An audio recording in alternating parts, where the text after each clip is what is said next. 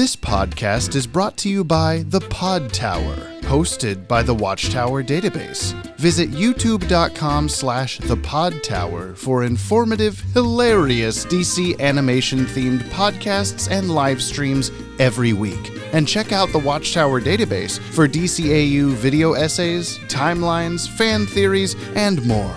And please, enjoy the show.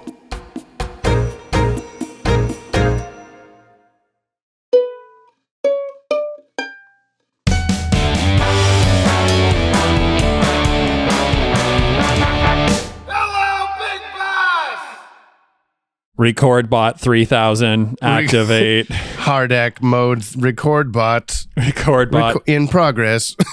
Spit whiskey into my mouth. 3, 2. Wait, you didn't clap. Oh, no. Sorry, I'll go get some whiskey between the segments of the podcast, I guess. Okay, please do. 3, 2, 1. And then I'll spit it across the internet. Yeah.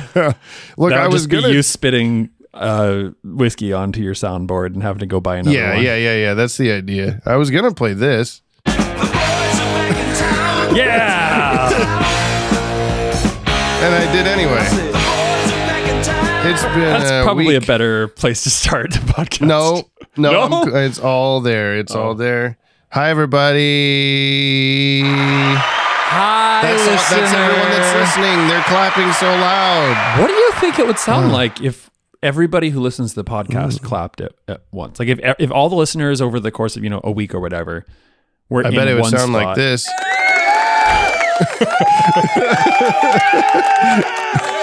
The much worse and much longer applause. It just kind of stops. That's at least the people who have made us do push-ups. Mm-hmm.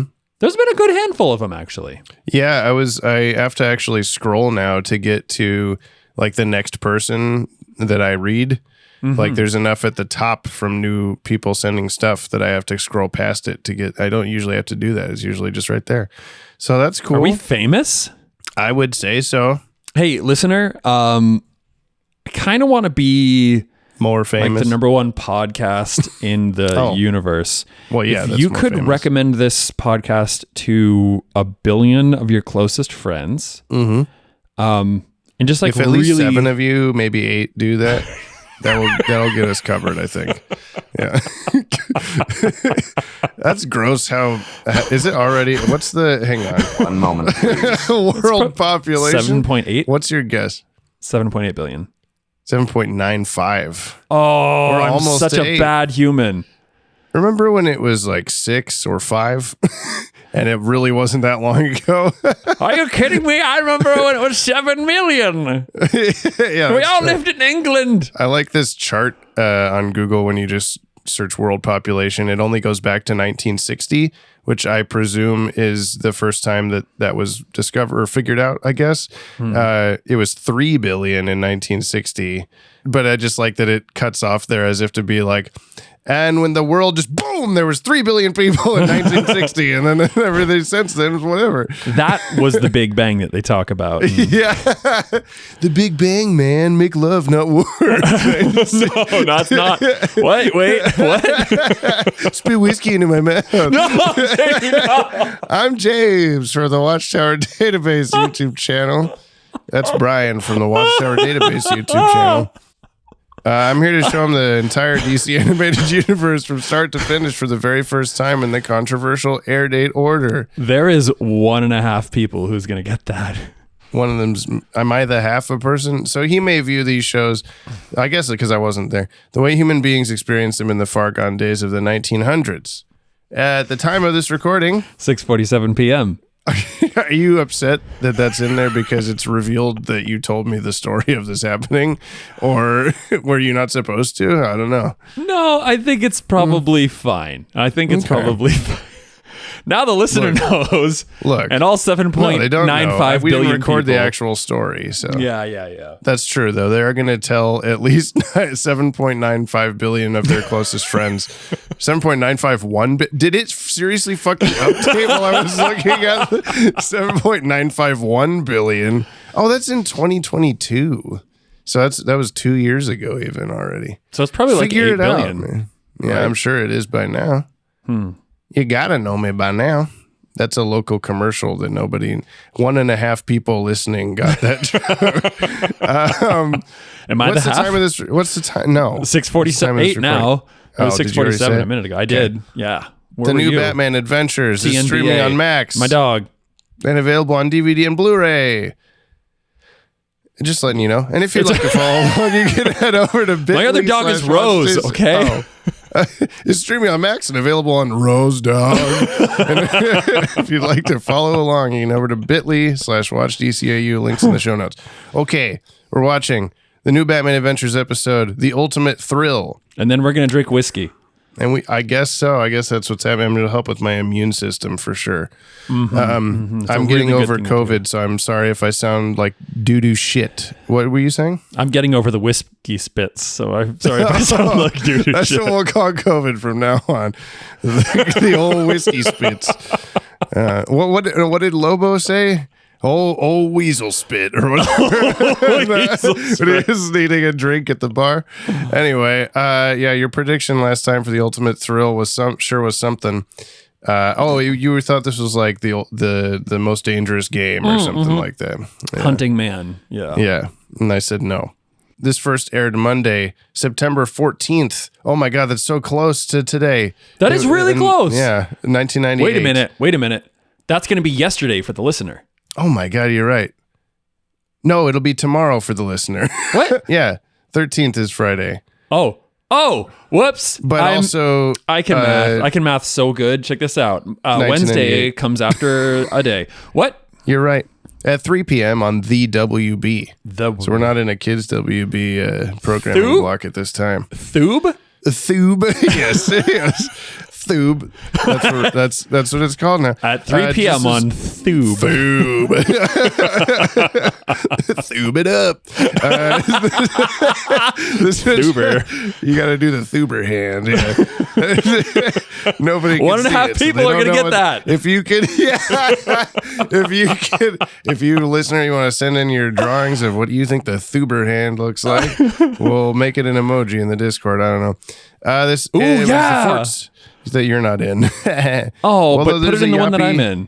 Yeah, there's a Yoppie Games, Yoppie Gamers, whatever it's called. Yoppie server. Gamer singular. So, Hold on, let me look. We're not going to tell you how to get into it though. You have to be brought there, like a good little boy. Like a good little boy, you got to be brought there. Good little Yoppie dude. Yoppie Games.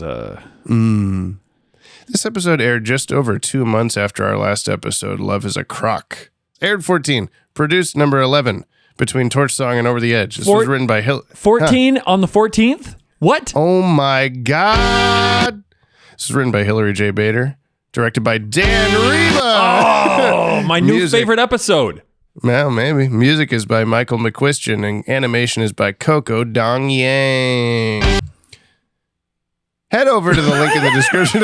Brian has no comment on that. To send us a Yoppie beverage and support the show, and we'll give you a shout out. Man, that guy is just the laughing guy. That's all he is, remember? It was just that pause. I don't know why that was so funny. I hope you don't edit that at all. No, I won't. That's how it goes. It was perfect. Send us a Yoppie beverage and support the show. We'll give you a shout out in an upcoming episode. A shout out and a plug in an upcoming episode. I got to add that in. Yeah. And a plug. We're going to plug shout you out in. An upcoming episode. And we'll plug your shit. We'll also do a push-up for every $1, so send us coffee for our health and your entertainment. Today's Yoppie Bevs come to us from Mikey K. Says, hey, it's the other Michael from the Sub-Zero episode. I decided to rename myself Mikey to not confuse myself with the other and cooler Michael. I also didn't want to fight in the Michael Battle Royale. Here's some more Yoppie Bevs to make up for the confusion. They bought 3, which is 15 push-ups. Okay. Do we want to do push-ups? Yeah. I mean, okay. no. I'm very sore still, but I'm very sore still. I'm dad. You are a dad. How do we get people who have already donated before we start saying the plug thing to get us like pluggables? Yeah, we want to know what you're thinking. Tell us what's on your mind. Push-ups 15. Okay, let's go. Oh, I'm wrapped up. Okay, are you ready? Yes. Okay, let's go. 1, 2, 3, 4, 5, 6. What's his voice? 8, 9, 10, 11, 12, 13, 14, 15 for Daniel Reba. I forgot I bought this in Hawaii. It is did I show you this? No, you didn't. What is it? Batman the Animated Series Crime Squad Ski Blast Robin action figure. Wait, can you zoom in on that picture for me? Yes. Oh. He's wearing a over the head and upper back red He looks like box. Is it Krang? Kang, the guy from Ninja Turtles? It looks like Krang with Robin's head in it, but then also the rest of his body coming out the bottom. It kind of looks more like Batman's body, actually. Yeah, he's in blue, and he's I don't know what's sitting going on a here. thing, but that's cool.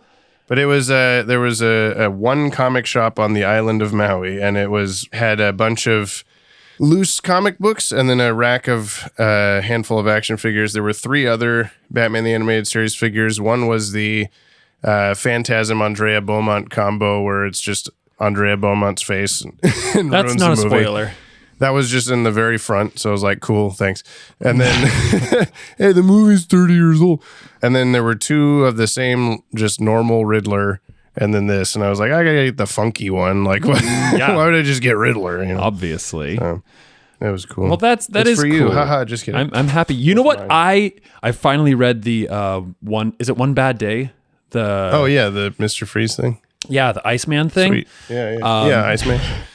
Yeah, that was so. Justin, thank you again. Mm-hmm. It was. I have my so copy good. that I bought you for me over there.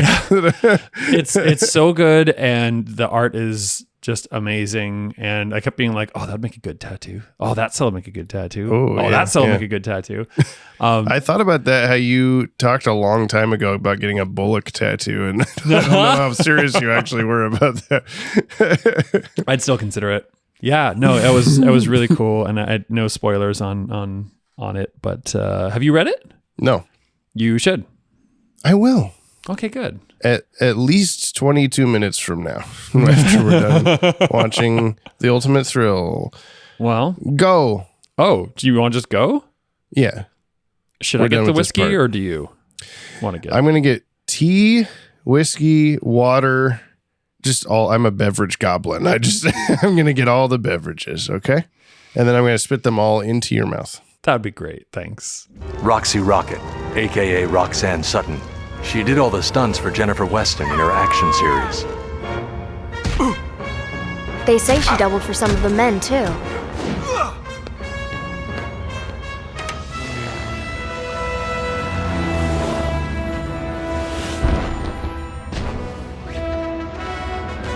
She seems quite fearless.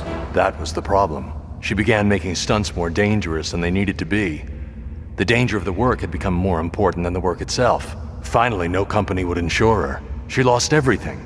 I guess she's exacting some kind of revenge. Or she's still after the thrill, and now that she's had a taste of you, she's not gonna settle for anything less.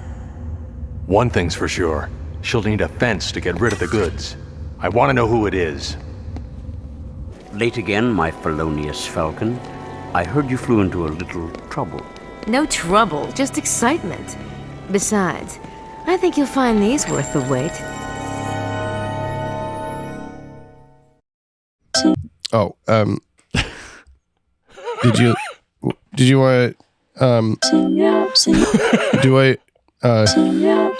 What's going on, Jimmy? If you're wondering, Synup, what you just watched, Synup, take a listen to the synopsis. Yes. The short summary, Yes. which is sometimes kind of long. Yes!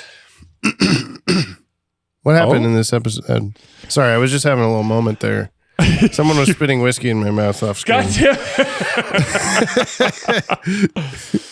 God damn it. That's not the running gag I wanted for this episode. It doesn't have to be. Listener, make it a running gag. Keep bringing it up every podcast. So there is an ex-stunt woman named fucking You got it. Ruby? What's her name? Roxy. Roxy Rocket. Roxy Rocket. She likes rockets. And she is just out for the thrill of the game. What's the episode called? Ultimate Thrill. Yeah. Yeah, there you go. She's out for the ultimate thrill. She says it there near the end. Oh, I get it. This is something. The ultimate thrill. And then they went ding. Yeah. Wow, this episode got real horny at the end. There's just like Batman and there was whiskey, Roxy and there was some whiskey. It was fine. We start out the episode and Roxy is stealing jewels and jewelry from rich people on a blimp. And then she's like, blimp. Later, nerds. And she jumps out of the party blimp and the cops are like, yep, she's fallen to her death. And then she's like, come here, rocket. And she like jumps on her rocket. No, she does say that. She says that. She says something like that. I love the way that the police go, oh my God, there's a woman falling out of the sky. We can't get to her in time. She's going to die. And then as soon as she lands on something, they go, fuck, shoot her with machine guns. She's a bad person. Like the guy is like 2 feet away from her with like a submachine gun and he just starts unloading into the, like you said, into the buildings. Yeah, that was the thing for me. She's doing like evasive maneuvers and he's just like blowing out the windows of all these like residential buildings. It's fine. Yeah. Anyway, the long and short of this is that she's trying to steal stuff, get away from Batman, sell it to Penguin, and do it all over again. And that kind of happens a few times. And then at the end, there's the ultimate chase, the ultimate thrill, and the over the edge. She kind of like she kind of like climaxes on a rocket while being restrained by Batman. The end. Yeah. What was it that you said? When she or Alora, your girlfriend, showed up, I was worried that the dog, because the dog started bark as soon as she walked in, as they always do, and it was right before the climax of the episode, and I was like, no, the dogs are going to cover up the orgasm sounds. Like, that's so funny. Brian needs to hear that. And they quieted down just in time for her to talk about climaxes and then do that. And Yeah. And I was like, and then Alora sitting next to you was like, oh, she didn't get to. Oh, she was real wet or something. But she's so disappointed now. I think it's Batman cut her off. That was pretty. Yeah, the dog started barking, and I like put on the subtitles. Oh, okay. That's what I wonder what they would have said. Did they say? Did you have them on the rest of the time? Yeah. What'd they say when she's going? Yeah. Is it just yeah? Yeah. Yes, or whatever. Oh, okay. Ecstatic groan. Nothing to indicate sexualized noises. No, or it's whatever. it's pretty hypersexualized, but they didn't. They left that out of the subtitles. Yeah, I mean, the whole episode just has kind of a low hum of sexual energy where she she's riding around a big phallic object. She says Batman has staying. I love a man with staying power. Or whatever. What was the other thing that she said? Something else to him in that same manner, but she said spit whiskey. Yeah, maybe not. I love a man who spits whiskey in my mouth. I'm riding on a penis. Penis rocket or just a penis in general? Just whatever. Batman hopped on a bigger one. Just rode off after her. Wait, do we have to put like a disclaimer at the start of this episode? Like it must be 18 or older to listen to this. Something podcast. Like that, yeah. Something. I mean, the every time I upload an episode, it says whether to mark it as explicit or not, and I always say yes because we say fuck a lot. And okay. This is just it's whatever. Jump on the Bat-Wagon is a rowdy, horny podcast for grown-ups. Welcome to Jump on the Bat-Wagon, the podcast for Are You a Baby? Please leave. We were making jokes like that for a little bit a couple of years ago on the YouTube channel because there was that whole COPPA thing. It was this law that had to be passed for, like, YouTube has to mark whether their videos are for children or not now. Yeah. And we were all worried about, like, because, our content's about cartoons, like, maybe they'll think, but we say so many things that are not for kids in the videos, so surely they can't say that it's for kids. And then when you get to mark it for kids or not, sometimes it would still like automatically flip to the other one. So we would just start saying stuff in the videos about like, this isn't for kids, it's not for children, fuck, or something like near the top of them. And a few other people that still do that. Yeah. But anyway, Roxy Rocket. I don't remember this episode being anything special. Like I just, kind of whatever, I'll watch it occasionally or whatever, but the animation was actually like pretty good. And there were a handful of moments that were extremely keen and very enjoyable. The rocketing through the tunnel with all the cars, that entire scene was like, oh, this is really like quick paced and good. Like some other episodes we've seen, like what I immediately thought of was super early on, Feet of Clay. Batman's in the Batwing chasing down whatever goon man with the Batwing, and he's in his car, and then Batman like shish kebabs the Batwing into his car and holds him there and hunts and like talks to him or whatever. And that whole scene of him like flying through whatever underpass or tunnel or whatever when he's chasing the guy is just so slow and so boring, and like it's just so long of you just hearing the sound of the Batwing and nothing happening, and there's no music and all this stuff. This was just like, go, fucking go. Oh my God, the rocket and swoosh, chickens, blah, and the music. And the whole time I'm like, oh my God, this is so cool. So, I was thinking most of this time is just like, man, Dan can direct. Because like this episode, let's be very frank here. This episode could suck. You have a horny stunt chick that steals stuff, and then she gets caught at the end. The end. That's it. That's the really, plot. Yeah. But this episode was just very engaging the whole time. Very horny, Dan. Very horny. Very horny episode. However, it was solid. And at no point did I feel like there was any chaff that needed to be cut or anything. It was just like, oh yeah, cool. This is going on. Everything was like, the banter was good. The editing was good. The art was good. None of it was like super duper standout for me, but it was just a very solid episode.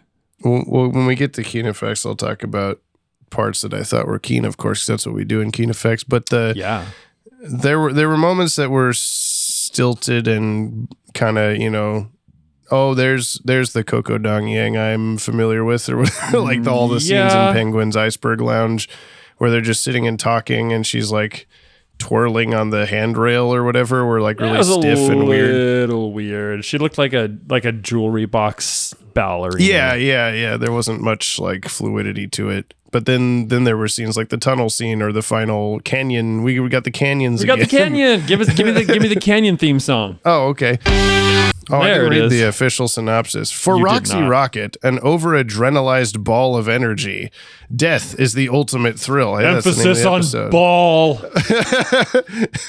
This is for adults. and as she leads Batman on a citywide chase through Gotham, that's the city, she skates death continually until the Caped Crusader calls her ultimate bluff. That's not the name of the episode. He doesn't call her ultimate bluff, though. She's like, fuck yeah, we're going to die together. That's so hot. And then when that doesn't happen, she's like, what? I mean, I guess that was the bluff, that they were going to drive into the canyon. And then he's just sat there crossing his arms like, I don't think so. And then she goes, oh, man, I didn't get to come. And then the episode's over. I feel so bad for her. Yeah, she was right there. Right at the edge, right at the canyon. It was the ultimate thrill. Flying, the penis rocket flying through the tunnel probably meant something too. I don't know. There was a lot of that phallic-shaped objects busting holes and things, just like forcibly penetrating walls. I wonder if her bat signal spark gun was supposed to be phallic in any way like that, like what you're talking about, because otherwise it served no purpose at all. Because, I mean, she didn't know that Bruce Wayne's Batman, so she didn't know he'd already left to show up as Batman. But she shoots that out the window, and before the sparks can even fully fade away, Batman's there in a jetpack. And she's like, oh, I see you got my invitation. I'm like, there's no fucking way that he saw that and in Superman speed or faster got here. Like, what are you talking about? Yeah, but she did. Oh, yeah, that's true. She gets there in Superman speed or faster, if you know what I'm saying. I don't know how fast Superman gets there, but who knows? Faster than a speeding bullet, Jamie. Or more powerful than a locomotive. And as Joker says, and just about as subtle. I did like that scene, though, with the meeting he's having or whatever. And, no way anyone can get in here. And the guards are at the door. And then she bursts in, predictably. But then Batman has a very Clark Kent moment where he just like is starting to undo his tie, and then people run past the camera and he's out the door. Like he might as well have been like, I spilled coffee on myself. Hang on a second. Gotta leave. Like, what did those people think when they looked around and realized like, oh, cool, Bruce, just leave. Like none of the rest of us got to or whatever. Probably that. Yeah. Like on par, typical billionaires. Yeah. Taking off their tie and leaving the room whenever a horny chick shows up. No, that's not That's right. what Bruce Wayne does. Yeah. The little painting in that meeting too, like when everyone's going up to admire it and they're having all their little comments overlapping. It was like you can hear Bruce Timm go, "Oh, kind of small, don't you think?" or something. Kind of small, isn't it?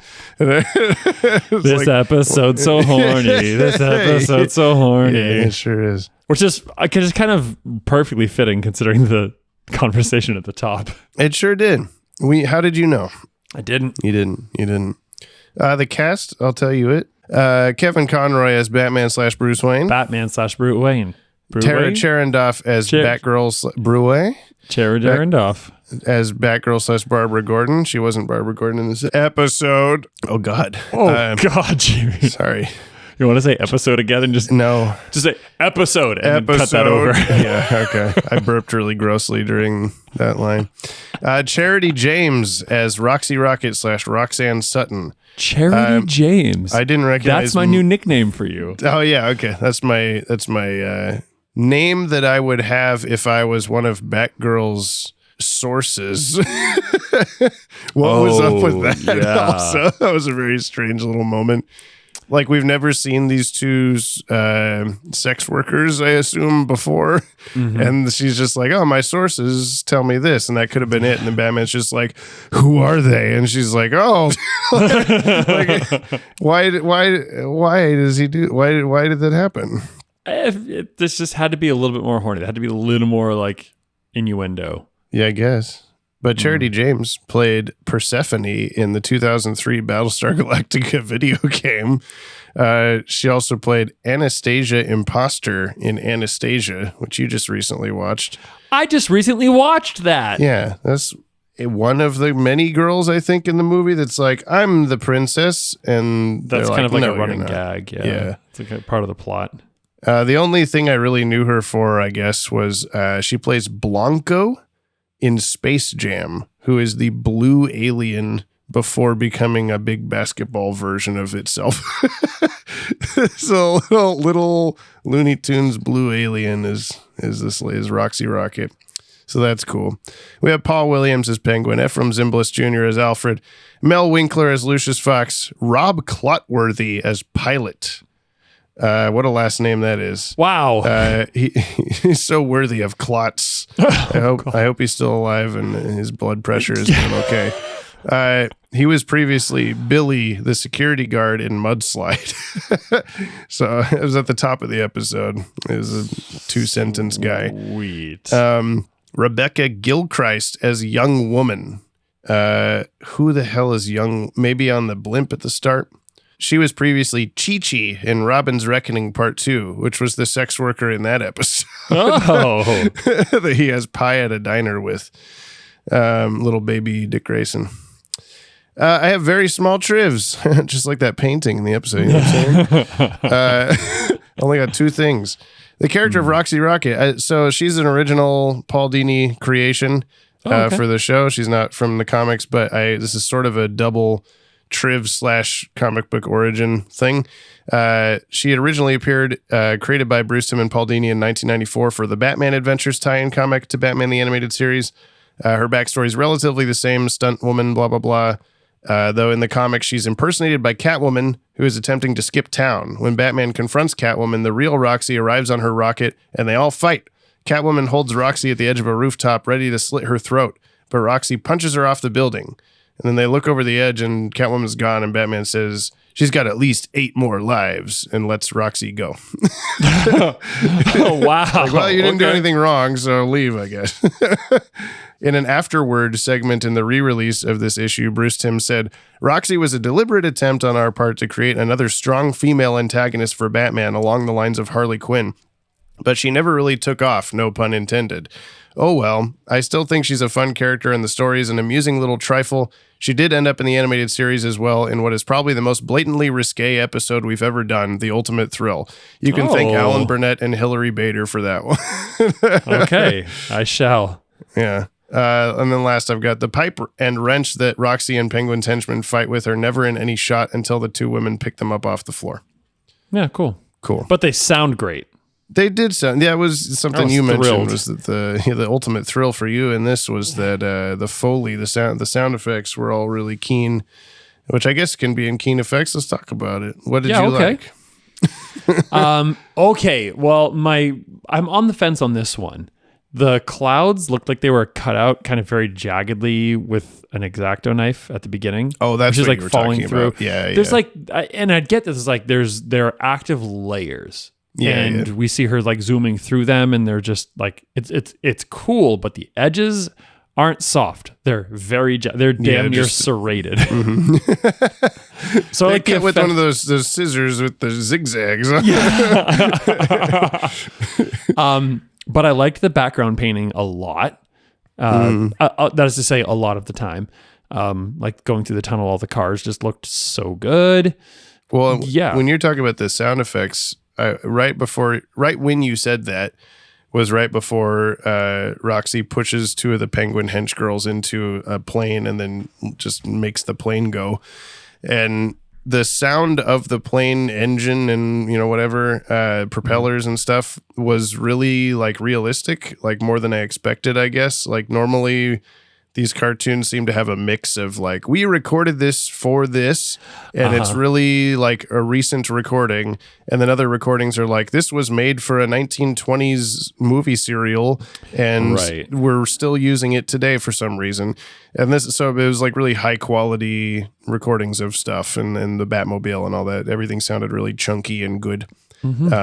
But visually, I did really like the whole entire tunnel chase, the secret tunnel. She does go through like a little secret tunnel to get to the big non-secret tunnel. And we thought that was like the sewer. She just like down through the ground, and then she just pops out in a tunnel where cars are. She's just flying that cock rocket all around town, shoving it in any hole she can.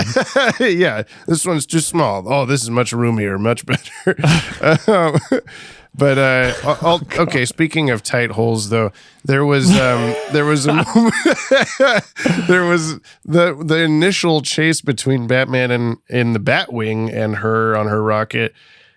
She goes into like a smaller tunnel, and then Batman flies around the other end of it and pops in to like play chicken with her for a second, and. For whatever it looks like it's a perfect circle, but when he rotates the Batwing 90 degrees, it starts sparking. The wing starts like hitting the edge of the inside, and I'm like, why now? Like, why didn't this happen a few seconds ago? Is it secretly egg shaped and we couldn't see that from that angle or something? I think it was just the nature of it being a very tight fit. I guess. I think. But and then when he gets out of there and he's like on the phone with Alfred all of a sudden while perilously falling out of the sky. And Alfred's like, "Hey, you doing okay, buddy?" And he's just like, "No, the Batwing's on fire." And he's like, "Have you tried not being on fire?" Like that was basically the conversation there. And but Batman, like, the way his arms are animated, his shoulders and arms just looked really bad. And I was like, oh no, is the animation in this going to be bad? But then the whole tunnel with the Farmer Brown truck with the chickens and everything, that was like very keen. All of the shots from like, we had like a Batman Pav shot of him headed toward a semi, and he's like swooping across the ground, and then he goes underneath the truck, and that was wild. All this stuff. Yeah. And her like skimming across the top of some other car where the smoke from the rocket was like coming off the top of the car very nicely. I don't know. That was just all really good. Very keen. Super keen. So it made me happy. There's no CGI in this, I don't think. No, thank God. Was there? No. Not that I recall. There was some 3D-ish stuff, but it seemed to all be painted. Yeah. I think it was all like the only 3D thing I can think of was the Pav shot from Batman. It's Batman's used for this, baby. There you go. I'll give him the outro on that. There you go. I'll give Batman. God, I don't know. He did pretty good. He kind of fucked up with the Batwing at the start. Like he should have known he couldn't fit in that hole. And he should have known it was just a little too tight quarters for what he was packing. Yeah. That's why he brought his smaller plane later. He packed lighter. He just changed things around, switched things up, strapped things on, and now he's good to go. Put his little logo on it. You know. God, I don't know. I guess he did pretty good. I'll give him 8 because I can't think of anything really, really fucked up. 8. Is that a sea lion or a shark out of 10? Well, there goes my idea. Hold on. Yeah, because you called it a shark, and I was like, I think penguin has seals or sea lions or something. Yeah. And then in the shot, when you finally see what it looks like, it's still kind of questionable. It's like, a little vague, a little more towards Yeah. seal, but a little confusing with weird geometric like shapes on its back. Yeah. All right. I'm gonna go a little bit higher. I'm gonna give him an 8.2. Oh my god. Or an 82, or a 0.82, wherever you want to put that decimal. Sure. I'm gonna give him 8.2. 6 joules. Yeah, I'm gonna give him 8.2. Homeboy rich boy bought cubic zirconia instead of diamond for his girlfriend, and now she's pissed. Out of 10. What a cheap idiot. What a cheap billionaire. Yeah. Who would have he thought? only spent millions. We didn't talk at all about the penguin scene where he's in his pajamas and Batman comes and holds him over. That was a really good scene. That was a really good scene. Why do we talk about that? Do you want to talk about that? We were distracted by the orgasms. Yeah, a little bit. Yeah, I don't know. It sticks in my head as like the thing from this episode besides the very end of it. Because Batman, for some reason, I always picture it as a scene from the Scarecrow episode, the Never Fear, where Batman is doused with the never fearing gas, where he's just like acting way over the top Batman, because he like goes really ham on Penguin, where he's just like holding him, like he does that sometimes with random thugs and stuff, but you don't often see him with like a normal main bad guy holding them over the city like that. No, and this is another part that I like really appreciated. The animation and the storytelling Batman's like holding him over the edge, and Penguin like loses a slipper, and he has like a real like terrified shriek. And then there's just this scene of Batman, and his cape is like 6 times longer than it normally is, and it's tattered. But like cool it just looking, it just looks so good. It's very very comic book-esque, if I may. And just that whole scene was very, everyone's being very reactionary. Like freaking Penguin goes over and grabs a Tommy gun out of his umbrella case and he pushes blasting up his apartment foot pedal, and it just shoots out. Cool. And it was just I really like Dan as a director. I don't know. A lot of good momentum this episode. That's the thing is like, I feel like there's times where like the story is fine and maybe better than the story in this, but for whatever reason, this one, and I'm going to blame Dan for being just fucking awesome.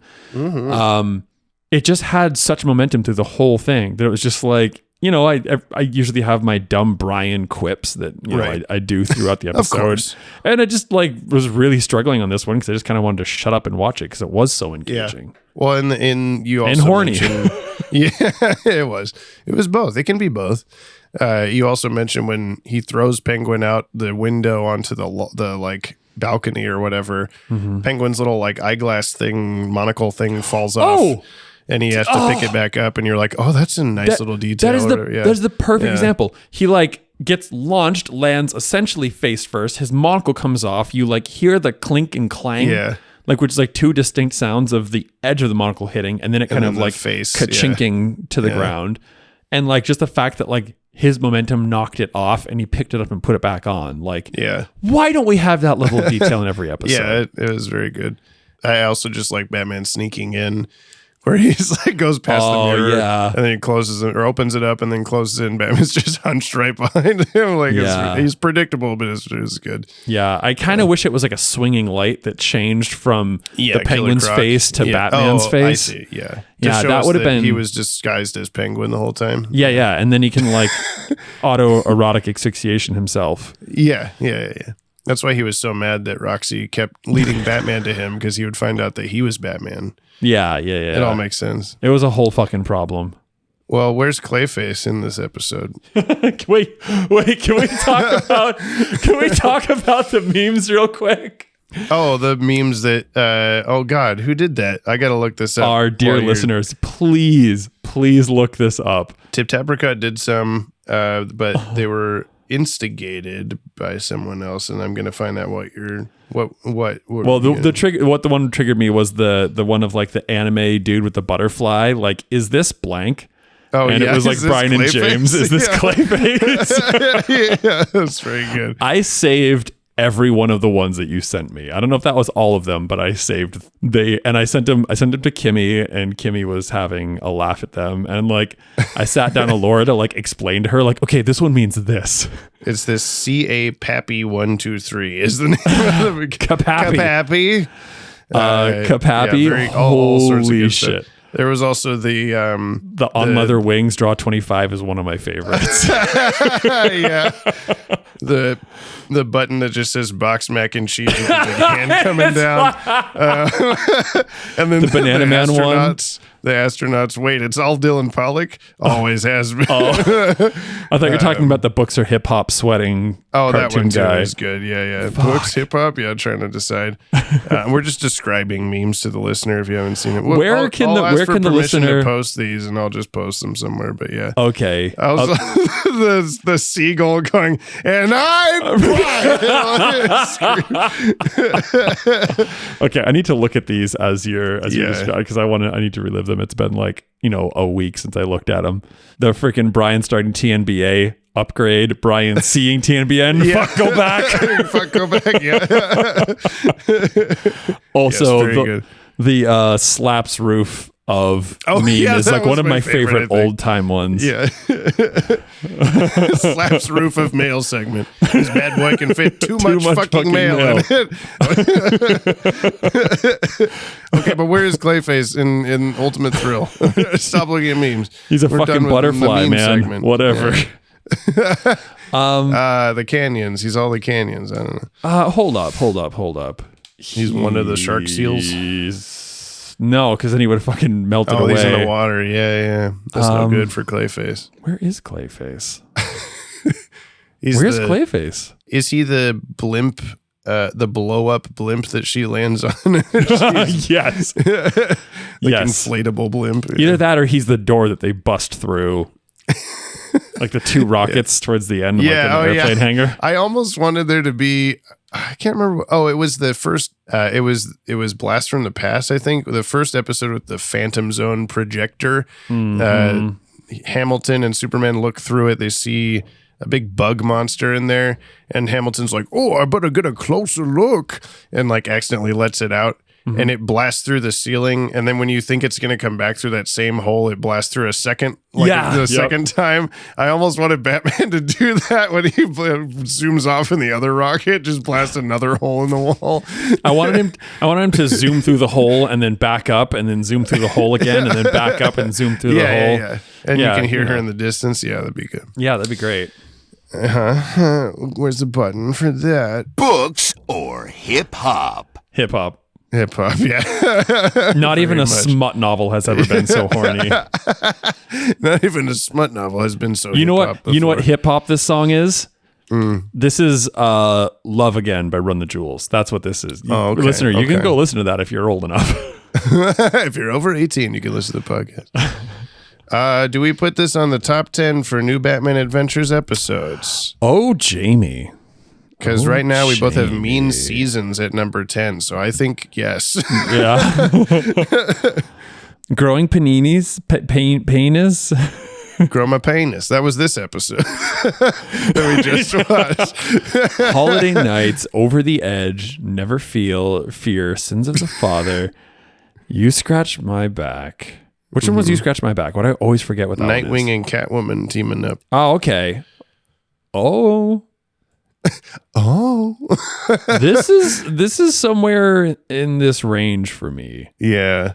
I'm thinking the same. I can't decide if I put it over or under You Scratch Moy Dick is what mine says. Mooey. Not mucho, but moy. You scratch very dick. Hey, listener, we're funny, okay? We speak Spanish. Oof. No. Oh, God. Do we have any listeners who live in Hawaii? I don't know. We haven't heard from them. If so, why? I'm just wondering. Do we have any listeners who live in Kihei area of Maui? Because I was just there and you missed your chance. Loser. Oh. I'm sorry. I don't mean it. You're not a loser. You live in Hawaii. It's okay. So is that where you're putting it? I think I'll put it under. Yeah. Only because fuck. I don't know. It's weird because I feel like I liked it more than You Scratch My Back, but to put it above that would put it in the top like 5 of the show. And I don't know that I feel that way. So this is kind of where I'm at. I feel like it's like somewhere in like the 5 to 8 for me. And it's a very solid episode. Joker's Millions is really where I'm like starting to draw the line. You Scratch My Back is like kind of... Look, I had more fun watching this episode than some of these middle ones. That's all I'm having trouble with. The listener doesn't see half of what we're doing, so it doesn't matter. Jamie, I'm going to put it at number 6. Okay.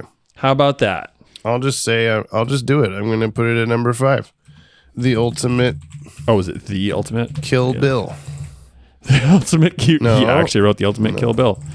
Thrill. Yeah, the ultimate sex dick is what he's. Why would you say that's not what I wrote? Spit whiskey in my mouth. Okay, well, I'm knocking Mean Seasons off of my list. Bye. Oh yeah, me too. By Mean Seasons. Cold Comfort is next. Yeah. Wow. My Cold Comfort's been gone for a while, I think. Yeah. It's been a while since we put a episode on the new Batman Adventures top 10 because we just keep having kind of weird ones, but this was pretty good. It was solid. Like the character was really endearing, and I actually felt, Roxy, that is. Yes. She was really endearing, and I felt myself kind of like rooting for her. She's obviously the bad guy, but you're kind of like, yeah, she's just a fucking adrenaline junkie. Well, we had mild relation to the like movie set stuff that she did, and the way that Batman she was moving the godlight around. Yeah. Roxy Rocket was always moving the sunlight to a different time for every green screen shot. Oh boy. Anyway. Good stuff. Okay, I guess that's the thing. Do we do the mail now? Let's do the mail now. Okay. Wayne Enterprises. And one small extra yop, put it on. Wayne Enterprises. What we drop? Our weekly yaps. Oh yeah, those. Into the comment box. There sure was a lot. Now Jamie's mad. Too bad we're all. At least I am. Just Dylan Pollock. You know, there sure was a lot. Keeps getting realer and realer. If you want to reach out to us like the fire hand at the end of World's Finest Part 3, you can send us a punctuated email or a 60-second voice message to batwagonpod@gmail.com. I'm looking at the trade offer. I receive fun podcast reviewing DCAU and controversial airdate order. You receive push-ups. Yeah. Also, this Banana Man one. Fuck, man. These are so the Predator good. handshake. Yeah. Or leave a comment on today's episode on the Pod Tower YouTube channel. But please don't spoil anything past this episode for Brian. who's giggling at memes. It's nice that people have made memes about us. That's what's fun. That's such a weird. This is good. What a time to be alive. We have a euphonium star damage report for Love is a Crock. Straight jacket, ankle cuffs, window, truck grill, batarang, car rear windshield. Oh, car rear windshield. Fence, prisoner transport vehicle, cashier cage wall, cash register, money bag, spinning wheel, jackpot sign, craps table, lamp, mirror, baby doll's heart, sewer lair, control room windows, pipe. That's no good. That's no good. Ronish 1996. Yo. Says Banana Republican says just fine. just jumping in the comments to say that I have been getting back into listening to this show after not being able to handle most media that is just auditory for ages and mental health issues on top of autism and ADHD stuff. I just wanted to thank y'all both, or maybe all three of y'all, since we're all that Dylan guy, for this podcast. Yes, please thank exclusively Dylan for this podcast. And to let y'all know that, yes, I support this merging into an Auntie Donna / DCAU podcast going forward. I'll probably be caught up soonish. I'm on an episode 120 as of today, and I've been listening when out playing Pokemon Go again. So I especially appreciate when Jinx, that's you, James, mentions something about Pokemon to Bulbasaur, that's you, Brian, while I'm sitting awkwardly on my bike trying to catch new Mons. P.S. Get out of the kiln. P.P.S. Under no circumstances should you get into the kill. Absolutely. If y'all aren't aware, Auntie Donna has 2 TV series. Yes, one on Netflix, one on another on our Aussie streaming service. Oh, you got to write down Ronish. Do we have Ronish 1996 is Australian? I think it was on my wall. Yeah, and I don't know. You got to remake the wall. I know. I want to find a like. I don't know. I just gotta do it. You just got I don't know. Also, I would love to hear an American's perspective on a lot of very specific Aussie references and things and how y'all understand their nonsense. Yeah. I think we get most of the jokes. Just ask. I don't know. Say, do you know what this is? And we'll go, no. This is from Dylan Pollock, The Ultimate Thrill. Man. Oh, it's time for some thoughts. I need a cigarette. It's time for the thoughts of the week from Dylan Pollock on The Ultimate Thrill, or Batgasm, or Batman edges Roxy and I feel uncomfortable about it. Anyway, have you all ever asked Anne Reba in one of your many conversations why this episode is so horny, from Roxy's rocket to her screaming to the not so subtle innuendos? It's just a lot. Also, even though the Bat Jetpack was in World's Finest, it feels much more like it was just toy motivated to be in this episode. Yeah, it just feels like this and Love is a Crock, definitely on the weaker side. We're unfortunately in a weak streak for the past 2 weeks, so that's a little disappointing. You know what's also disappointing? The question of the week. Oh, yeah. Do your favorite part. With the Bat Jetpack, the Batmobile, Roxy's Rocket, all available, what's your favorite movie or TV vehicle? Oh my God. I don't know. You probably have a car or something you like. A kit. I do like me a Batmobile or two. I'm partial to the ones that are overly garish over the more realistic Christopher Nolan ones. I like the Joel Schumacher Bat vehicles that are just shiny and covered in lights and bat signals and stuff because they're more fun. I definitely have some classic cars, like Bullet or Eleanor from Gone in 60 Seconds, the show GT500 Herbie Mustang. The Love Bug. Not that. There's got to be something. The dinosaurs from Dino Riders. Yeah, there you go. Of course. The best vehicles. Also, I don't know if we've ever done this before. No, the dinosaurs from Dino Trucks, directed by Dan Reba. There you go. That's what you meant. Yeah. That's what I meant to say. Mm-hmm. Can we call this Batgasm? Can we take Dylan's suggestion and just call it as the subtitle? Yeah. I don't think we've had a great subtitle yet. So that's really good, Dylan. The other host of the podcast. Also, why does Dylan have such a pleasing voice? I don't know. It makes me happy to hear it. It makes me happy to hear. It's much more pleasing than my voice has been this whole podcast. And mine has been my whole life. Yeah. I've always hated you. This is from The Milkman, Yopton's log number 88. Yes, the very much not suggestive Rocket Girl episode. That very much does not make me go, what red flags? Anywho, Yopton's log, in space. Yopton's log, number 88. As I set out on this portion of the voyage, the seafaring vessel I've become accustomed to must be left behind for now, as we travel to lands far beyond the confines of our atmosphere. This stretch of the journey takes me to a far-off planet in search of Yop, bravely traveling through what could be considered 3 full episodes of exposition. I reached the fabled planet Yopton just in time to see it explode, with shards of radioactive Yoptonite flying wildly through space, and a rocket with a tiny baby Kirk? Kevin? No, a tiny Brian. Who knew he wasn't actually Raish all along, but was a tiny Yoptonian lost in time and space? Oh, also I saw a toy man, I guess. I kind of got lost in the sauce there. That's all you had to say about the Toyman episode. Love it. First, I was like, why the fuck are you in space? Like, oh yeah, you're done with BTAS now. Good job. Good job, buddy. Hex Lex, licensed to thrill. Sending my first voicemail. Hope it gets to you all right. Oh, and for my Yoppie Bev shout out, I actually make Yu-Gi-Oh! Master Duel content on YouTube and Twitch. If you search Hex Lex on either, you can find me. Thanks for your time as always. Okay. Cool, thanks. Okay. Wait, we just have to find this right now? Let's have a quick peek. Yeah, hold up. Yeah, okay. Hex Lex on YouTube. Oh my God, 18,000 subscribers already? Oh my goodness. Hell yeah. I'll hit subscribe, even though I'm not interested in Yu-Gi-Oh! At all, but I'm helping. Yeah, helping. Here we go. Boom. Helping. I'll watch something. We'll watch something. I also really like the 8-bit art. And also, is there a not so subtle ace flag that I'm seeing here? I think so, probably. I'm very happy about this. This is the voice message. I'm going to play it now. Okay. Hey, Yoppie dudes, Hexlex here. I use they, them pronouns and thought I'd go ahead and send in my first voice message. And what a fun episode to happen to send my first voice message on. The ultimate thrill. I'd actually totally forgotten about Roxy as a villain, but I don't know how I did between her stunts and also her personality, especially her personality. I think she's probably one of the most fun BTAS villains that we've had so far. I loved the beginning where she DB Coopered those rich people in the blimp. And I thought the ending was really exciting too, although I don't think any of us thought it was exciting as she did.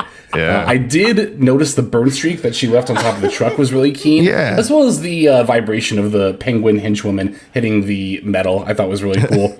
One thing I do have to ask, though, is what's up with Batman's metal wings on his jetpack? I mean, obviously it's an action figure, but the thruster's in the middle, and it kind of seemed like it only weighed him down and obstructed his flight path. But anyway, thanks as always for your time. I super appreciate y'all, and I hope you stay Yoppie dudes. Thank you. You too. It was good to hear your voice. I think I had a similar thought of why, how does Roxy aim the rocket? Like, how does she turn and stuff? And especially Kegel when strength. Yeah, well, that's what I was kind of thinking. It was like, even at the end, when she and Batman are flying, the rocket barely has any wings to it. It's just a big dick, and they're just zooming around, flipping around each other and stuff. Who knows? It's good fun. It is. Yeah. Scarlowy 1, you told me to include Kyle. Hello, listener, and welcome back to Jump on the Mechanic Wagon. Woo! I'm your host, Scarlowy 1. In this episode, I will tell you about Season 1, Episode 14 of the New Earl Adventures, The Ultimate Kyle. Yeah, okay. One day, Earl ran to his friend Kyle. Hey, Kyle, it's been a while. How's your son, Kyle Jr., and your wife, who happens to be named Kyle? Kyle Jr. is doing great, but my wife, Kyle, has been having trouble. Her brother, Kyle, is sick, and she's been taking care of him. The doctor says it's called Kyle syndrome. The end. That's the whole episode. This episode was very Kyle. Anyway, see you next week. Same Kyle time, same Kyle channel. Totally Kyle. All Kyle, all the time. Yeah. More Kyle show. I like that show. It's good. When do you think we're going to have another Superman episode, Brian? As soon as I guess that the next episode's going to be Batman. Yeah. Well, who knows? This is from Lanola Cola. Tug on the Super Cape. I bet Roxy's rocket wasn't the only one lifting off from this episode. Now, this was a hot episode, and Firefly wasn't in it. The ultimate thrill, aka oops, all innuendo. Guess the new Batman Adventures writers wanted to outdo the innuendos from Ghost in the Machine, and it's safe to say they succeeded. I'm left wondering if this episode could have fit Robin and Nightwing in it. Tim might be too young for the innuendos, and I fear what Roxy would have done if she got a taste of dick. Ejected shells spotted from Penguin's Tommy gun hidden in an umbrella holder, and that thing had to be enlarged into the store to store the gun with the drum magazine already attached. I'll get back to y'all faster than Roxy reaching her and the episode's climax till we begin. Trivs of me own. In the time between this episode and the previous one, DCAU alum Kevin Altieri co-directed the music video for Pearl Jam's Do the Evolution alongside Todd McFarlane. Did you know that? Have we talked about that at all? Nope. You ever seen that music video? Nope. It looks very B-tast in multiple spots. So there's another in the list of YouTube videos for Brian to watch post this podcast. You know what? I'll text them to you later. Thank you. I watched a music video recently that I remembered from my childhood or adulthood, my like 50s, 60s, whenever it was. Mm-hmm. From I think it was from Batman Forever. YouTube did a song, "Hold Me, Thrill Me, Kiss Me, Kill Me," and I remember the art being really good in it. And it wasn't I thought you were really talking good. about the Seal song, but that's also a good one. No. What you're talking about,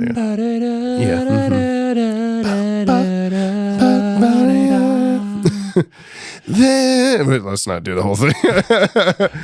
We could, but what? I mean, it's horny enough for this episode. Yeah, baby. There's a really good part of that music video where Seal just exists. And we're all like, fuck yeah. He's a damn.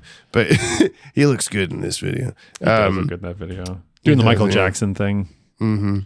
Go on. The glove and the sleeves gone. Yeah. Sorry, I'm just spitting whiskey in Seal's mouth. There's a moment in that where the music kind of cuts out for a second, and then there's like a harp string thing that goes, bah, and it just cuts to Val Kilmer Batman going like twisting around with this really derpy face, and it's just perfectly timed with that. And I always wait for that part whenever I'm watching it with. We should watch that and the Pearl Jam one I just mentioned. Wow, there's a lot. Next, we're getting full into this. Yeah, the evening of music video watching that we do on occasion. Ape Traits says love is a cock. Ape Traits? Mm-hmm. Okay. They say love is a cock. Okay. So Banana Man says what? Oh, is that it? I was I was waiting for more. No, that's it. But Banana Man says what? What? Wait a minute. That's not what the meme says though. Banana Boy says okay. Wait, Banana Man. Do you know that is this the first time you've said something that wasn't okay? I'm very confused. I'm upset. So how? All I have to say, okay, so I'm... Okay, this is from Eric LeBeau. The Ultimate Thrill, or Let's Rock It! That's a Power Rangers in Space reference. I got it. Well, it's time for the horniest episode for the horniest podcast. Yeah. You gotta love those episodes where you need to wear headphones, am I right? Yes, I know you could still hear her moaning through the headphones. Oh, yeah, Croc's my roommate now. Yes, my dad still lives with us, but he doesn't acknowledge you because he doesn't understand you. How can I understand you? Don't question it. It's a 60-second voice message. Anyways, Roxy might not be the favorite among the Deanie girls, but she's an interesting case. I like the idea of an adrenaline junkie as a villain, especially for a hero as intimidating as Batman, even if he doesn't really have the intended effect. It kind of reminded me of how the Riddler in the Gotham show got off on the idea of getting caught, which was why he left clues and riddles behind, but I don't really gel with that version of the character. Pretty standard fare here, so till next time, keep calm and young. What's that, Croc? Dad stuck in the bathtub again? Shoot, keep calm and yup on. Stuck in the bathtub. Like that guy from whatever Superman, Apocalypse Now? I don't remember. If you don't remember, I don't have a chance of remembering. No, it was recent-ish. I'm so sorry you're stuck with Killer Croc as a roommate. I don't, it's the gray one, right? So at least that's nice. This is from that's Kevin McGarvey. First time email. Hello, Brian and the other guy. Hi. Nice. I started listening a few months ago, and I'm currently working my way through. Started working my way through the podcast archive. I just finished the Mask of the Phantasm review and thought now would be a good time to reach out, like the fire hand at the end of the Cat in the Claw Part 2. Oh, That's a while ago. Between you guys, not really, but between you guys and the Robson brothers. Hey, applause button. There's the applause. There it is. Between you guys and the Robson brothers, it has been a very pleasant experience going through BTAS content while traveling, doing yard work, working on my car, etc. Thank you for all you do. Because of this, my is now watching BTAS for the first time. Husband, wife? I don't know. I'm on the road often, so we have not gotten far in the very controversial only good episodes order. I see that you're up to episode 135 at the time of this writing, so I'll email again when I reach that episode of the podcast. I have a good deal of flight travel ahead of me, so I'll probably catch up sooner than later. Something for you guys to look forward to? Maybe? I don't know. Best Yop Guards, Kevin McGarvey. Thanks, Kevin. Welcome. You get one of these too, because it was the first thing you said. Welcome to the all this. Feel free to just keep doing what you're doing. Or that. Yes. This is from Jordan Newman. Hot mic leak. Rumors of a leaked hot mic Jack Ryder moment from the GCN recording studio are completely baseless. GCN has conducted an internal investigation and concluded that the audio being spread around has been tampered with. Oh my. All right, boys, time to read the news. I guess I should probably check my notes just so I'm not caught off guard by anything too outlandish. It says here that Roxy Rocket, love the alliteration, very good, robbed Wayne Enterprises and escaped on a rocket, makes sense. And have you guys seen this picture of her? My God, what a looker. She could rob me anytime, let me tell you. I'm sorry, what, the mic's on? Oh, God, I told you guys to warn me if anything like this. Now over to the music. Okay, I really liked Roxy's theme. Sounded like an old-fashioned adventure action piece, a lot like some of the movies that she might have appeared in. There was a lot of tambourine in the theme. Always love when the tambourine player gets to shine. That's always fun. Never apologize for loving your fandom and try to stay optimistic. Tambourine good. I did like her little theme. I like her as a character. Horniness aside. Yeah. Or included, whatever. Whatever. You do you. Dr. Derp. The Ultimate Thrill, or Tom Cruise in the Box Canyon crashes all the ways go all the way down. I read that horribly. Whatever, I'm not redoing it. You ever been to a nice party where all the fun was interrupted by a stick-up from a rocket flying stunt woman? No? Good, I hate it when that happens. With the way we're introduced to our villain of the week and all the flying that happens in this episode, I'm reminded a lot of On Leather Wings. Oh, interesting. Except minus the Wolfman stuff, and minus the Batman versus Police stuff, and the zoo visit, and also Brian probably liked this one better. He did. I'm going to draw 25 on that one. Yes. This has to be, without a doubt, one of the most fun episodes of TNBA, if not Batman as a whole. Roxy is a great antagonist. The animation's jaw-dropping, and the pacing is airtight. It's not the most emotionally resonant, let alone my absolute favorite, but if I took the time to write out a top 10, it would definitely be up there. Surprisingly, us too so far. As far as Penguin-specific episodes go, I was reminded of that when we were watching it. Was forever ago. I said, like, I'm going to put money on there is not a good Penguin episode. I think if we count how much money he was in it quite a bit. I don't think I put a dollar amount on it, thank God. But I guess if we want to count, he wasn't the main antagonist, but he was in it more than I remembered him being. So. Yeah. I would call this a good Penguin. Do you want to not put a dollar amount on it, but put like a whiskey amount? Yeah, like to spit somewhere. Just somewhere, anywhere. Yeah, any orifice you might imagine. All it's missing is the basement motif. Yeah, we didn't get his little theme. Although a case could be made that Penguin's theme specifically that's Penguin's theme specifically before TNBA. Okay, all right. I must now resume my journey across Toad's Turnpike in search of the enigmatic Tobias A. Yoppie Bay Fridge. So until next time, go Gadget Rocket Shield. Big ol' whoosh as Change of the Guard plays over the loudspeakers. Good shit. This is from Ryan Hipp, the ultimate thrill ho. Hey, come on, the sooner you fork it over, the sooner you can potty bada bing. It's everybody's favorite, the ultimate thrill house. And you think Roxy Rocket is a Scientologist? Because stunts and Tom Cruise and whatever. What's really special about this one is I own a piece of it. I won one cell from each of the main 3 Kids WB shows at auction about 10 years ago. I didn't know what episodes they were from because it had been a long time and they were pretty nondescript, and the seller didn't know, and I was like, hey, I need to sit down and watch them again, figure that out. And 2021, my first big rewatch of all of these was to do that. And the Batman one was this one. Neat. I attached it in the email, James, if you want to show it to Brian. Hello, this is Mr. Hip's legal counsel. We removed the following portion of this message because it interferes with the current legal proceedings. Thank you. Hey, maybe even make it one of the screenshots in the thumbnail. That'd be so cool. Everything's about me. A lot of people talk about the horniness in this one and the innuendos, and, I really don't see it. I think you're all just a bunch of perverts. But I still enjoy this one a lot, especially when Batman saves Roxy during the climax. Boop-a-doop-a-doop-boop sex. Yes! Oh my god, give me those community references. This is the frame that he has when Batman's calling Batgirl. Hell yeah. I guess. That's pretty cool. I reminded me that I also, it's not mine to keep, but I have right here in my hands a frame from this episode. The background is not from this episode. It's just Batman and her standing there, I believe. The more I'm looking at it, I think this might be supposed to be facing this direction. I think this is when they're falling through the air.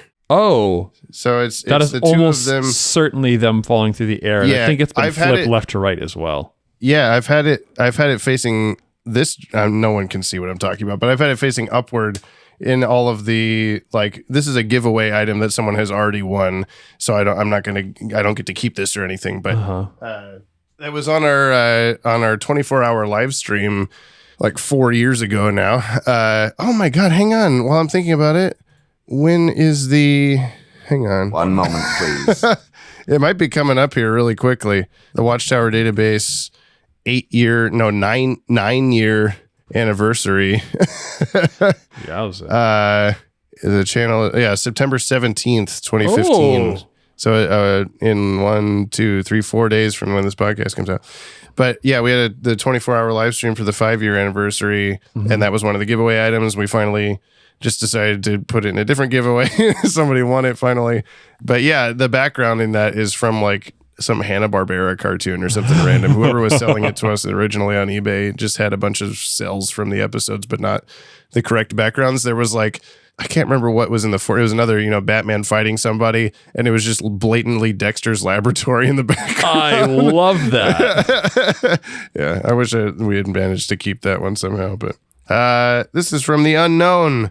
When there's not much to look for, stop looking and listen. Okay, calm down. Welcome back, Yoppers. Ding, ding, ding. What an outrageous, shocking, and wild guess on your part, James. Whoa. You got it.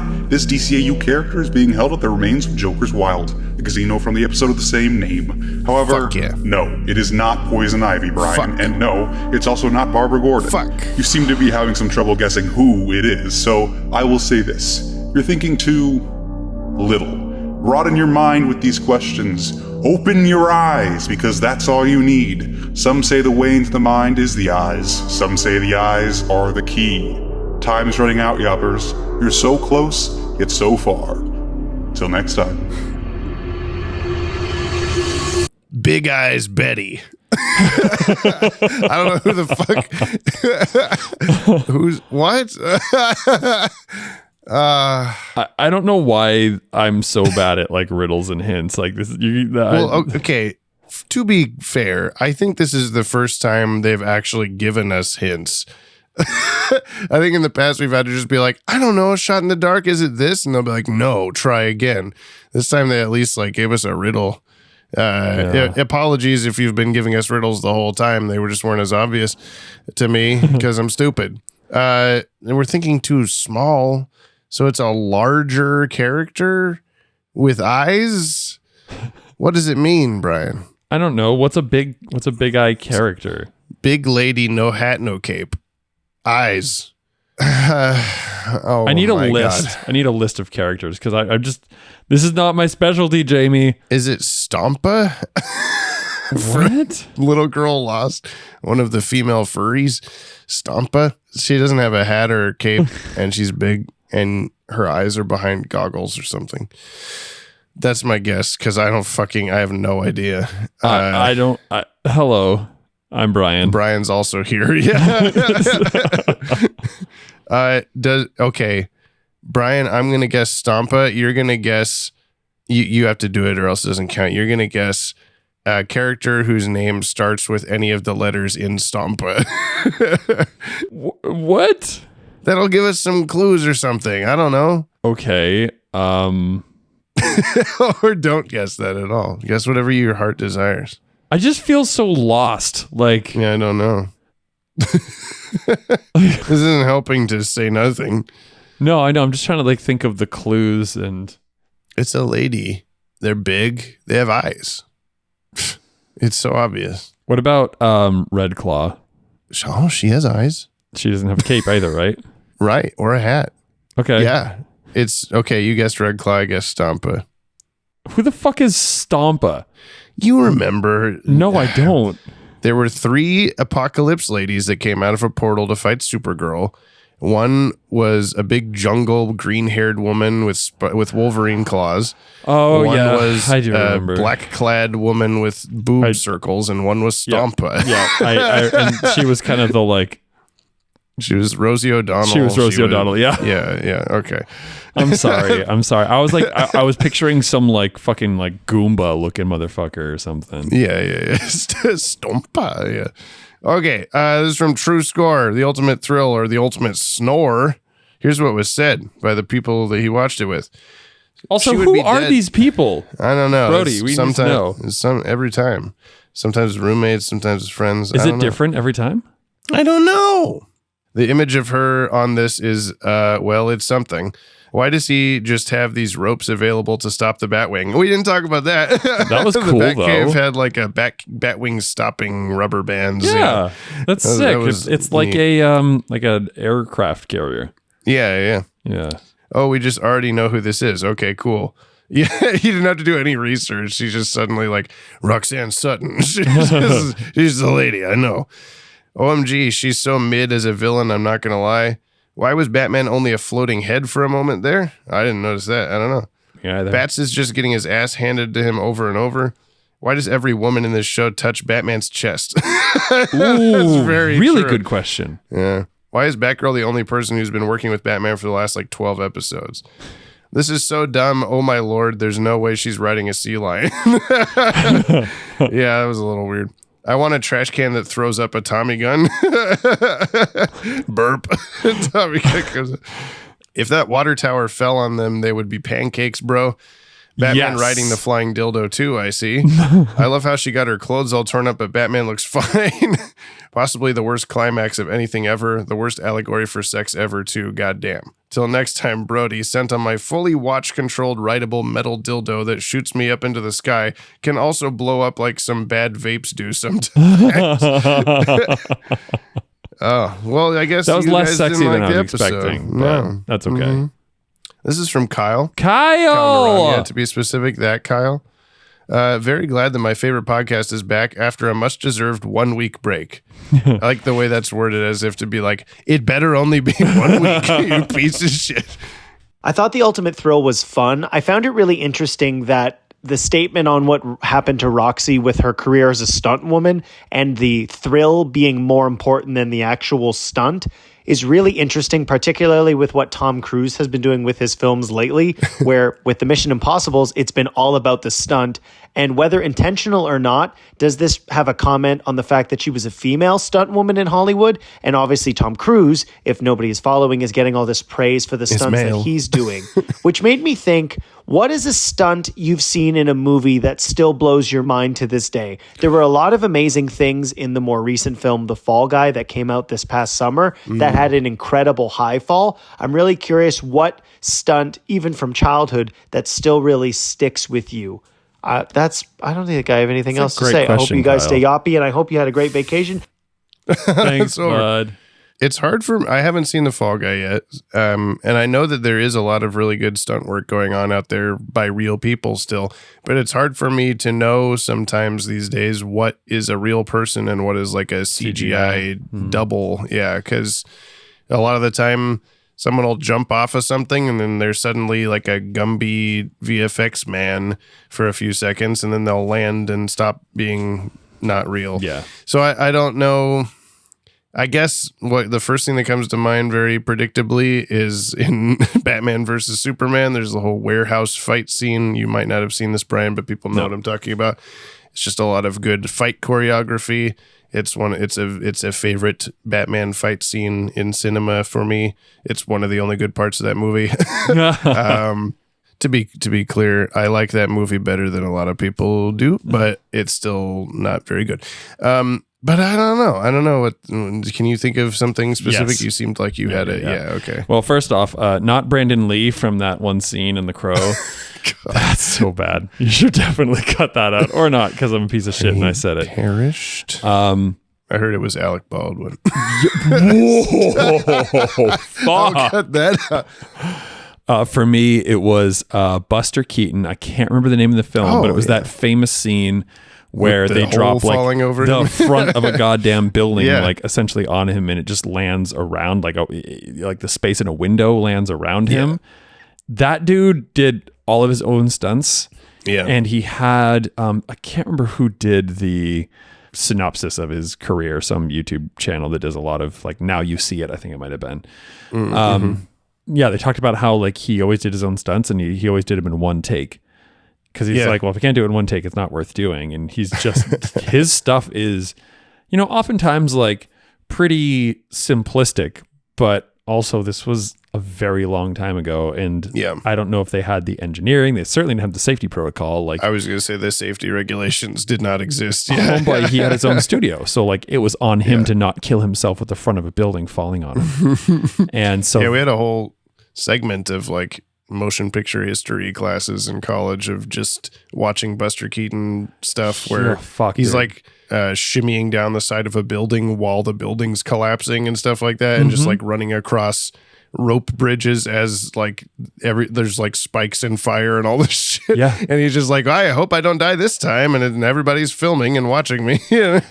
His movie, The General, was filmed very close to here, like 30 minutes south. Oh yeah, I think you've mentioned that. Yeah. Okay. And that's cool. Maxie, what's up? Max has got an itchy leg. There's a Max in the room. And while he wasn't on the train, like homeboy, like literally blew up a bridge and dropped a train into a river. And people say that you can still go like, you know, during like the drier months in the summer, you can still go like poke around the river and find like wreckage from the train or the bridge just in the water, which I don't know why I haven't done that. Being I'm such a big fan, but like that's good comparison with Tom Cruise stuff, because the most recent Mission Impossible movie also drove a real train off of a cliff into a like river below. Oh, really? And then they completely replaced the majority of the train with a CGI train in the actual movie. But you can watch the behind the scenes of the actual train flying off, and like, you know, then they filmed bits in the train after that and all that stuff. But it's like, what is the point? Like I just watched The Fugitive, Harrison Ford and Tommy Lee Jones for the first time. It was a very dad movie, but it's also, it was much better than I thought it would be. And there's a whole bit in there that I've watched a few videos on for effects where he escapes his prison bus, but he's on train tracks and there's a train coming and he's like standing on the overturned bus. And then the miniature train drives up and slams into the bus, and a real Harrison Ford jumps off of the bus. And it's so like well blended together. And this is like, you know, mid 90s or something. And I've watched behind the scenes stuff on like, that's not green screened. That's not like, it's all in camera. I love it. And just stuff like that, where like, it's, you know, technically like a real wreck of a real object and a real guy flying off the thing and all this. And it might've been Harrison Ford's stunt double, but still it's just like, it's all real, the stuff that you're looking at. And it's like, yeah, okay, it doesn't look as polished as it might if it was all in the computer, but like it has so much more weight to me watching that. And maybe this is an old person comment, but maybe not. I don't know. It was just a lot more like, oh my God, the train's coming. Holy shit, get out of there. Instead of like, oh no, a cartoon train is coming, you know? I know. Like, I'm such a real. hipster, but like for me, like practical effects will forever trump the things that we do in CGI or whatever. And like, again, there's a good use for it. Yeah. Like to accompany something or hide something, or like, you know, the invisible effects and whatever. Like, I'm not going to bash it and say, like, it's half the shit I do is VFX stuff. But Yeah, just You're also not like of, a major motion picture company with the amount of people to pull off practical effects. I did want to do practical explosions for a lot of iReality, and then you should just use some reused footage from the vat of lead exploding and blah blah blah. Oh yeah, in My Girl, yeah, I'll do that. This is from Tipped Apricot. Contemplations on the Ultimate Thrill. This just came in. Let's see what it is. So here's the thing for the Ultimate Thrill this week. The contemplations on them. Mm-hmm. In regards to rewatching the episode, I didn't finish rewatching it. I never reached the climax of the action to actually see how I felt about it a second time. It was really hard to work it into my week this time around. Just a lot of work, a lot of hard stuff up and down. But, I from what I remember, and from what I'm seeing at this time, I liked a lot of Roxy Rocket stuff. She was very sassy. She had a lot of bite to her, her hot rocket just flying through the sky, leaving a trail behind her. And hey, maybe next time when I come back to it and I turn on the episode again, I'll have some different thoughts. But I just didn't have time this time around, So, who knows? Maybe I'll have different feelings about the on-screen orgasm at the end next time. We'll see. Jesus. Tipped Apricot. I love you, buddy. Look, I'm glad we didn't watch this episode when we started the podcast, or that voicemail would have been a lot more uncomfortable. So thanks for waiting for us to get to the episode. I don't know. Good stuff, though. Good stuff. The last verse we have is Mark Aquino. The Ultimate Thriller. I wonder if the writer ever watched David Cronenberg's Crash. Coco Dong Yang. Are they getting better? You know what? I think they are. Roxy Rocket is a really cool character, really embraces the whole Art Deco aesthetic that permeates these early days in the DCAU. Hell, she would have been a solid fit in the recent Batman Caped Crusader series. We also see the Penguin for the first time in a while. The moment I heard his voice, I swear I could hear Brian all the way across the country shout, "God fucking damn it." Why? No, he was fine in this episode. Oh, just because it was Penguin at all? Yeah. I forgot that Gotham has its own desert gorge. Never forget. So seeing Roxy and Batsy fly around in it caught me off guard for a second. Not much else to say about it, but I think overall this is a really solid episode. It might not be top 5 material for most. It was for us, I think. But I personally think it's underrated. And hey, it's still a hell of a lot better than the last 2 episodes we've watched, that's for sure. Boss Biggest Bear Hugs is the #1 podcast host in this here multiverse of ours, Joan Rivers and boyfriend material. Hey, Mark, you know what makes me boyfriend material? Spitting whiskey. Praise to our Lord and Savior, Dylan Pollock. Keep up the great work on your own podcast. Remember to tell Gab that she rules. Likewise to all of his loyal disciples, all of the names. You're all the absolute best. Don't you ever forget that. Hope your Hawaiian vacation was nice, James. Besides the COVID, it was pretty good. Fare thee well, summer. You were one for the books, but fall is on the horizon. Soon it'll be time to break out the flannels and for normies to scarf down pumpkin spice flavored everything. Oh, God, you're right. I had a pumpkin spice. Jamie, we're ending the podcast now. Bye. Cold brew. I've never had a pumpkin spice thing before, and I had a sore throat, and I was sad, and I really wanted to try it. And it wasn't bad, but I don't think I'll be purposely seeking them out. What's everyone looking forward to the most this fall? Killing James. I am attempting to start up a podcast. A circus, kind of like a monthly circus gathering. I think in decent-sized bus.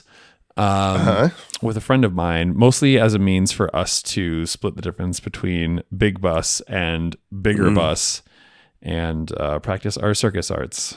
You've lost me on the bus sizes, but that's okay. Salem. We're going to try to do a thing in Salem. Oh, okay.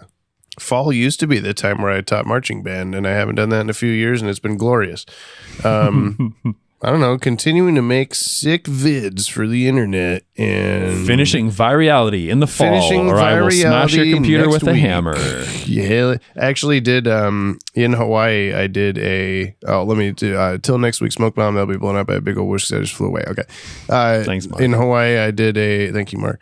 I did a time capsule video.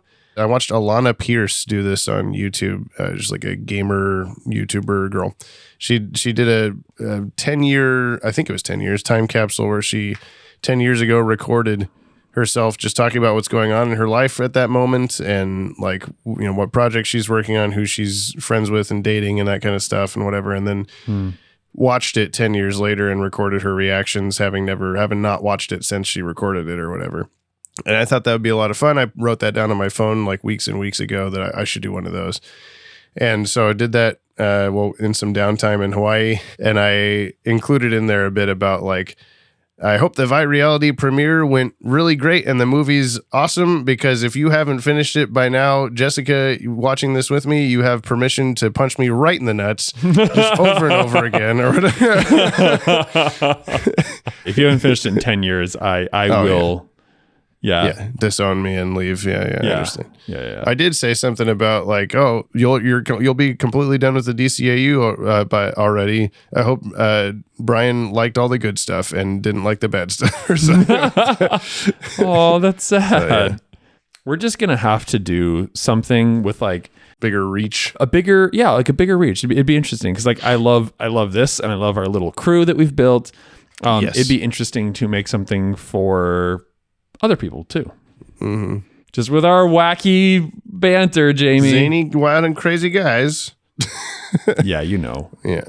Well, that's the podcast. And now I tell Brian the name of the next episode. And he tries to guess which show it is. Superman. And what it... Is that your guess? Yeah. Nope. Fuck. Great. You said it would be the next time that you guess Batman. Yeah. It's Batman. It's called Cult of the Cat. It's got to be a Catwoman thing. It is a Catwoman thing. Does she going on? Does she win the favor of some ne'er-do-wells and she gets a pussy parade? I can say it in this episode because it's horny. What did you say in the last one? I love a good old pussy and dick or something like that. Yeah, that's not too far off. I mean, the cult part of the title is pretty, led you there, I think. I mean, how else am I supposed to guess if the title doesn't lead me there? I don't know, No. We have 13 episodes of Superman left still, 10 episodes of Batman left, 14 episodes of the podcast till we start our next show, baby. Whoa. We're old. Do you want to know anything about what the next show is, or you want it to just happen? Okay. Let's just let it happen. That makes sense. Yeah. Well, grow my penis, everyone. So we'll see you next week, I hope. Tell your friends. We need at least, God, can we get the listener count up to like at least 6.5 billion? Yeah. I mean, that's achievable, I think, in a week's time. We said Batgasm in the podcast. And by we, I mean Dylan and also me. Yeah. And it's on the title of the episode or something. Fuck yeah. Thanks, Dylan. Kyle. Is it hyphenated? I don't know. Batgasm? Bye. We'll find out. I don't know. Now. Batmobile's not. And Batwing's not. There's some half of his bat shit is hyphenated. Okay, bye. That's all. Leave. Is Max still in the room? Oh yeah, he's on the floor. I'm scritching his butt. Oh hell yeah. I want to do it. Oh, baby, you're the best. The ultimate thrill, the final stunt. Me and you. Yeah.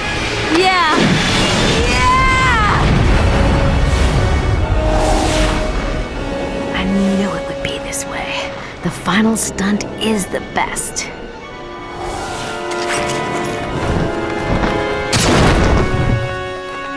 What?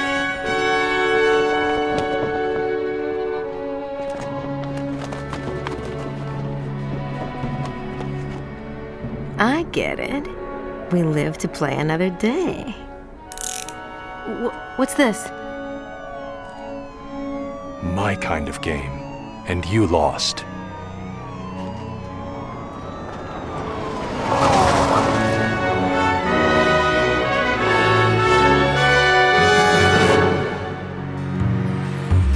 Jump on the Bat-Wagon is hosted by the Watchtower Database. Subscribe to our YouTube channel for DC Animated Universe videos on a regular basis. This podcast is edited and produced by yours truly, James Strecker. Musical themes by Kimmy, Cooney Phoenix, Viltsu, Eric LeBeau, Jordan Blumen, my mother, and of course, my smooth co-host, Brian, Brother Broderick Meneely. To buy us a Yoppie beverage and hear your name read in a future episode, or to nab yourself a Yoppie Dude t-shirt, please visit the links in today's show notes. Thank you for supporting the show. You can hear more on today's DCAU episode by checking out our friends over on the DCAU Review and Tim Talk podcasts. Please leave us a 5-star review on your app of choice voice, you'll damn well hear it read on the show. If you'd like to reach out to us like the fire hand at the end of World's Finest Part 3, you can email batwagonpod@gmail.com or leave a comment on the Pod Tower. New episodes of Jump on the Bat-Wagon are released Fridays on all your favorite podcast feeds and watchtowerdatabase.com. And we'll see you next episode, same PP time, same poo-poo channel.